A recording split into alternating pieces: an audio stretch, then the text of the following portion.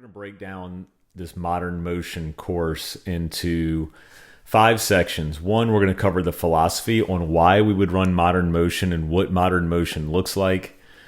Then we're going to go into actions and concepts. So I'm going to run through all of the actions that you can get into from modern motion, and then we'll break it down into layers. There's just 3, 4, 5 layers. If you want to run all 5, you can. If you want to stick to 2 or 3, your philosophy and your personnel.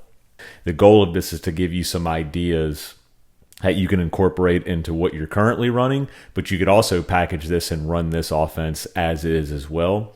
We're going to go through some triggers. What I mean by triggers is what actions cue another action or concept. So, because most coaches that reach out to me are either read and react coaches or dribble drive coaches, and they're both looking for the same thing in different ways.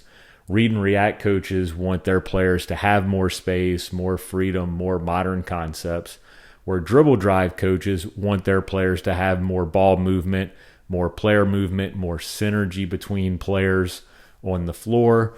So we're trying to meet in the middle here with modern motion offense without straddling, meaning that we're trying to do 2 different things and it doesn't fit. So the rest of this webinar is going to be showing you how to blend these concepts together seamlessly, where we have the same ball movement, player movement, but we're also creating the space and attack mentality that dribble drive gives us.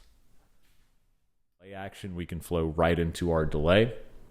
If player 2 was slicing the floor away from the 2 side, then they would bring it down to the 45, and player 1 would trail to the top of the key.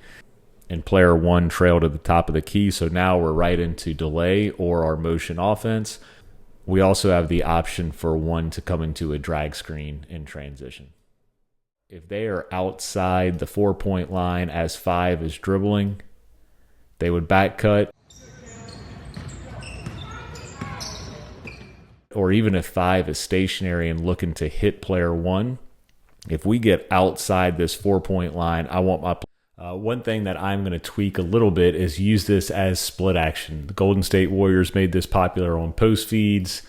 I like this concept just out of any pass in modern motion for a couple reasons. Is one, we are playing a little faster. We want to play 0.5. I don't want player 5 to have to triple threat it. This puts X5 in a position where they have to decide if they're going to be in ball screen coverage or pin down coverage. I think this also simplifies your reads for your handlers coming off the ball screen as well.